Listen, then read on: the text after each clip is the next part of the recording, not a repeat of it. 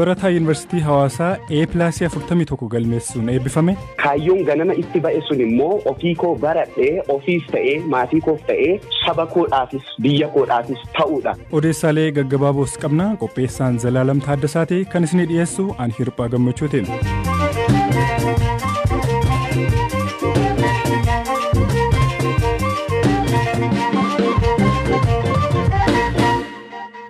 Ogeessi kaameraa Reuters Itoophiyaatti hidhamee ture kumarraa gammachuu erga hidhamee guyyoota 12 booda poolisiin gadhiisuu Reuters gabaase. Reuters akka jedhetti poolisiin odeeffannoo sobaa tamsaasuu garee mootummaa waraanu wajjiniin quunnamtii qabaachuu fi nageenyaaf tasgabbii uummataa booressuun shakkee akka to'ate abukaatoosaatti himeera. Abukaattoon isaa obbo Malkaamuun ragaa irratti argame akka hin jirre Reutersitti himeera. Ati warraan kumarraa gammachuu adda hawwiin har'a hidhaarraa gadhiifamuu BBCtti himan. Zalaalam Taaddasaatu dubbise. Kan inni kame naannoo sa'aatii 5 እና baay'ee gammachuu guddaatu nutti dhaga'ame waaqayyoonis galateeffanne እና baay'ee gammannee irra ijoolleen isaanis hiikamuu isaatti baay'ee gammanne. Hayyee hammam ture kan adda baatanii erga hidhamee guyyaa meeqa ture? Erga hidhamee bultii 12 har'a. Tole ayyaanaaf qophaa'aa jirtu. Miira akkamitti dhaga'ame? Mee akkamitti eegaanii turte mee? Baay'ee ani gaachuun gadda keessa turre baay'ee jechuun ijoolleenis anis baay'ee gadda guddaa keessa turre. Sa'aatii hin eegnetti gaa waaqayyo madha kan kana godhe waaqayyoon galateeffachuun ala waan jennu hin qabnu. Ayyaana immoo mana isaatti ijoollee isaa wajjin dabarsuu isaatti maatii isaa wajjin dabarsuu isaatti gammachuu guddaatu nutti dhaga'amaa jira baay'ee. Hayyee deddeebitee dubbisaa turte? Eeyyee deddeebi'ee dubbisaaniin ture. Har'atti akka hiikamu eegdee ture? Tasan hiikamuu isaa odeeffannoo hin qabnu ani cireen fuudhee deemeeyyuuti garuu akkuma tasaa ba'uusaadha kanan dhaga'ee baay'ee gammachuu guddaatu nutti dhaga'ame. Wabiidhaan moo maaliin gadhiisan? Wabiidhaan gadhiisan.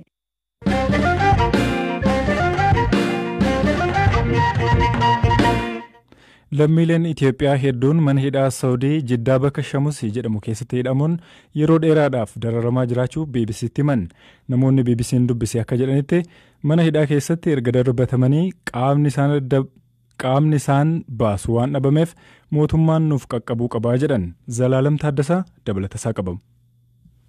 Daa'ima umriin isaallee hidhaaf hin geenyetu as nu keessa jira waan nama ajaa'ibu kan askaraan yeroo qabamutti sammuun isaa baqaqee miilli isaa. Amiin Usmaan jedhama godina Arsii aanaa shirkaa irraa ture waggaa 6 dura gara Saawudii carraa hojii barbaacha kan deeme amma erga bakka hojii isaa Saawudii keessaa qabamee hidhamee ji'a 8 guutuu hima mana hidhaa 2 keessa akka ture kan himu Amiin hojjennee jijjiiramna jennee biyyaa baanus haalli amma keessa jirru garuu abdii nu kutachiiseeraa jedha. Iddoo dalagaatii na qabanii achirra na qabaniitiin mana hidhaa Xareekkar jedhamu keessatti nu hidhanii mana tokko keessatti gara nama 200 ho'itiin nu hidhanii achi baatii tokko nu tosiisanii achirraa mana baadiyyaa Riyaad mana hidhaa Haa'ir jedhamu nu geessanii mana san keessa bilbilli waan tokko wanti biraa ta'uti qubaallee seenatuuniin hin danda'amu uffata waan hunda nurraa yaatanii achitti baatii 4 nu hidhanii. Dabalataan Amiin tibbanaa qaamni nu birmatu dhimnaan lagannaa nyaataa goonee jedhe imbaasiin erga miidhaan nurra gahee dhufee kan jedhu Amiin sanuu deebii gahaan nuuf kennan hin jiru jedhe. Embaasiin kaleessa fakkeenyaaf nyaata lagannee turre dhufee nu dubbisaniitiin turani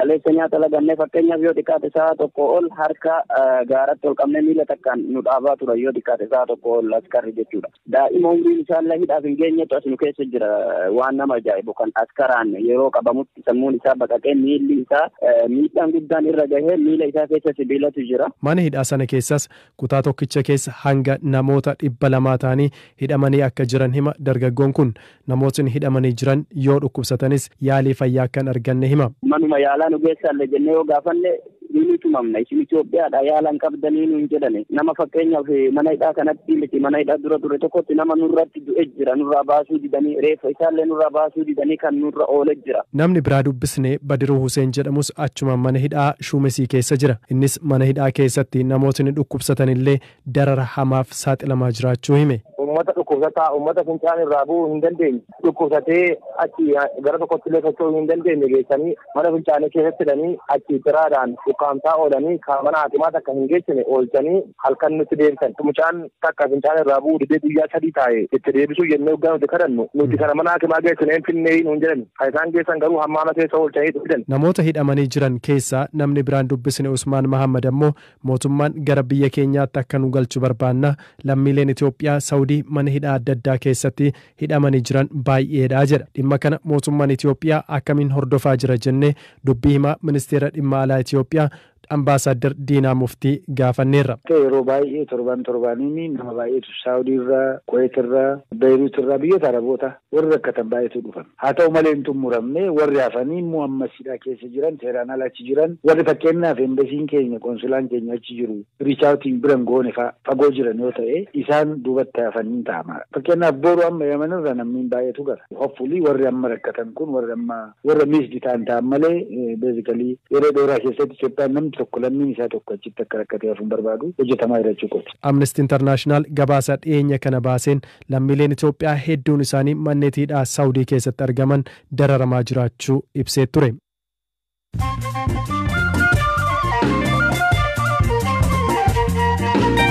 Amma immoo oduu gaggabaabseen isinitti himama. Aanga'ootaa fi qondaaltota waraanaa biyya ganuun shakkamanii barbaadaman 300 ol keessaa 15 to'atamanii qoratamaa jiraachuu koomishiniin poolisii federaalaa ibse. Duula gaggeeffame keessatti qondaaltota 5 irratti tarkaanfii fudhatamuu ibsuudhaan shakkamtoota dhokatan poolisiin federaalaa adamsaa jiraachuu ibseera. Biyyoonni ollaa Kataar qoqqobbii biyyattiirra kaa'anii turan kaasuuf jiru. Saawudiin daangaa lafaa fi galaanarraa Kataar wajjiniin qabdu erga deebiftee bantee guyyaa tokkoon booda imirri Kataar ilma mootii Saawudiin simatamaniiru. Simannaan kunis waldhibdee Kataar olloota ishee galoo galaanaa wajjiniin yeroo dheeraadhaaf qabdu kan furuudhas jedhameera. Saayintistoonni Afrikaa kibbaa akaakuun kooroonaa vaayirasii haaraan talaallii amma hojiirra oolaa jiru akka dandamatu yaaddoo qabaachuu ibsani. Talaalliin kooroonaa vaayirasii UK fi biyyoota addunyaa kanneen biroo keessatti kennamu wayita eegalametti dhimmoota xiyyeeffannaa barbaachisu ta'uu saayintistoonni kun dhaamaniiru. Miseensi Koongirensii Ameerikaa dhiyeenya filatamte Waashingtan DC'tti shugguxii hidhattee akka deemtu dubbatte.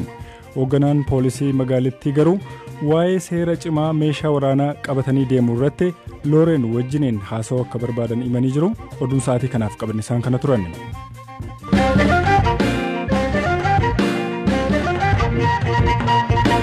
Gara qabiyyee sattaanutti yoo ceenu naannoo Beenishaangul Gumuz tibbana walitti bu'insa uumameen lubbuun namoota hedduu darbuun namoonni 100tti dhiyaatan qe'ee isaanii irraa buqqaaniiru.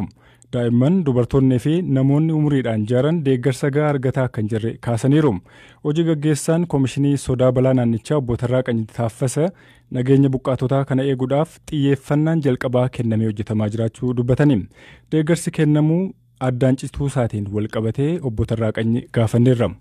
ከሐምሌ 2012 በኋላ መፈናቀሎች አሉ መተከል akka lakkoofsa Itoophiyaa bara 2010 irraa jalqabee naannoo keenyatti namoonni buqqaan turaniiru hunda isaanii deebisnee qubsiifnee ture ammas waxabajjii bara 2012 booda godina Matakkal aanaalee 5 keessatti namoonni qeerraa buqqaanii jiru aanaalee Gubaa Bulan Dibaaxii Wambaraaf Manduuraa keessaa buqqaan dhiyeenyatti ajjechaa sukkanneessaa Bulanitti qaqqabe hordofuun namoonni hedduun qeerraa buqqaaniiru waliigalatti namoonni 100tti siiqan buqqaanii jiru namoonni magaalaa Chaagnii kan naannoo ollaatti baqatanis jiru deeggarsi harka namaatiin kennamuuf gahaa miti deeggarsa lubbuu baraarsuutu kenname midhaan kiloogiraama 15 ji'a tokkotti kennamee fi gahaa miti jedhu namoonni buqqaan lakkoofsi namoota buqqaanii heddummachuurraa kaka'e saffisaan iddoo gargaarsi hin geenye jira humna naannichaa ol waan ta'eef koomishinii hooggansa sodaa balaa federaalaatti beeksifnee jirra deeggarsa dhiyeessaa jiru irratti hanqina konkolaataa ture sababa kanaaf addaan ciccitaa ture daakuun konkolaataa 5 guyyoota 3 fi 4 hin caalle keessatti aanaa Wambaraa ni qaqqabaa jennee eegna. መቆራረጦች ነበሩ የማይካድ ነገር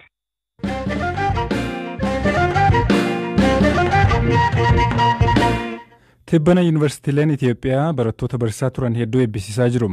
Barattoota bara kana eebbifaman keessaa yuunivarsiitii Hawaasaatti kan eebbifame barataa qabxii olaanaa galmeessis tokko dubbisneerra. Leencoo Dirribaa jedhama. Yuunivarsiitii Hawaasaatti kolleejii qonnaarraa damee Agrii Biizines and Value Chain Management jedhamuun digrii jalqabaatiin eebbifame. Gosa barnootaa barataa ture keessaa 41 kanneen ta'aniin A+ fiduun eebbifamuu beeksisitti himeera. Turtii yuunivarsiitii isaa fi akkasuma haala qabxii olaanaatti galmeessise irratti waa'illi koo Zalaalam Taaddasaa dubbiseera.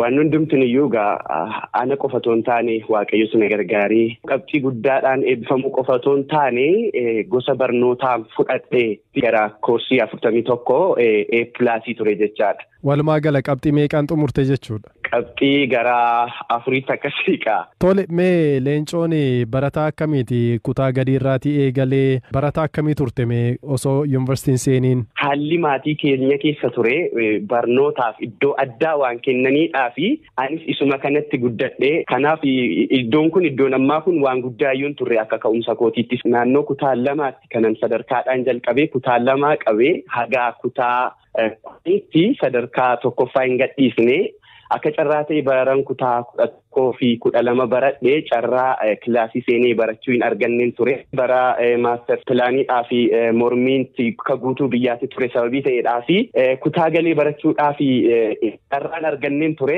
isa kanaa fi amma kana dhiibamee kananii fiildiin barbaadillee argachuu kan hin dandeenye jechaadha. Bara kana isa darbe keessa keessumaa dhibeen koronaa addunyaa kana yaaddessee ture barnoonni illee adda citaa ture haala akkamiitiin qayyabatta ture Leencoon? Ani lafa kanarra kanan dhufe otoon ergama ta'e wayyii hin hojjetiin akkaniin dabarre nan beeka.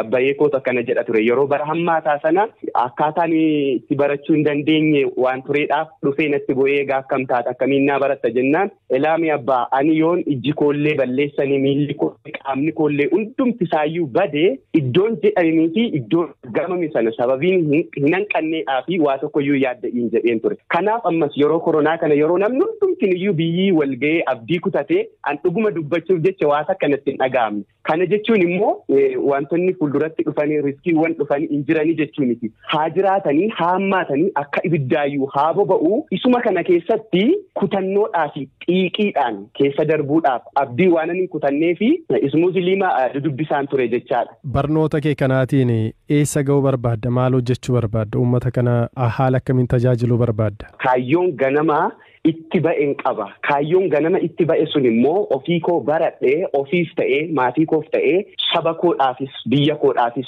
ta'uudha. Hinumaayyuu immoo eenyumaayyuu haa ta'u ilaalcha gaarii sababiin qabuudhaa fi nama hundumaaf akka ta'utti baradhee beekumsa koo kana saba koodhaaf firuu saba koo amma gadadoo keessa jiru saba koo amma dukkana keessa jiru kanaaf akka dungoo ifeetan jechaadha hamma dandeettii kootti jechaadha saba koo kanaaf ifa ta'uu fedha inni kun immoo kan barbaachisu dura ofii koo jijjiiramuudha barachuudha. Dhaloota kanaaf yookaan dargaggoota kanaaf maal dhaamta? Namoonni yeroo baay'ee miidiyaa hawaasaa irratti yeroo isaanii akka malee kan balleessan ni jiru waanuma bu'aan buusneef kan yeroo isaanii qisaasessan ni jiru dhaloonni kun maal gochuu qaba jettee dhaamta akka dargaggeessa tokkootti? Yeroo baay'ee yeroo keenya wantoota kaayyoo keenya faana waliin qabanne duukaan balleessina. Inni kun immoo erga darbee gaabbii nutti ta'a deebisuu hin dandeenye. Kanaaf iyyuu obboloota koodhaa fi dargaggootaaf wanti an dhaamuu barbaadu yoo jiraate yeroon keessan maayikiroo sekendiin tokko gatii guddaa qabdi. Ani immoo yeroon warqeerra darbee jireenyaa hamma jireenyaati. Maaliif jennaan jireenya keenya egeree isa nuti amma yeroo keenyatti fayyadamnetu murteessaa jechaadha. Inni kun immoo filannoodha. Ani waanan kaleessa filadheen har'a jiraadha. Waanan har'a filadheen boru jiraadha. Amma waan barbaachifnuudhaaf jaarraa 21ffaa keessatti dhalanne jaarraa kanaaf immoo unumatu jira. Kanaaf yeroo keenya itti haa fayyadamnu bakka argetti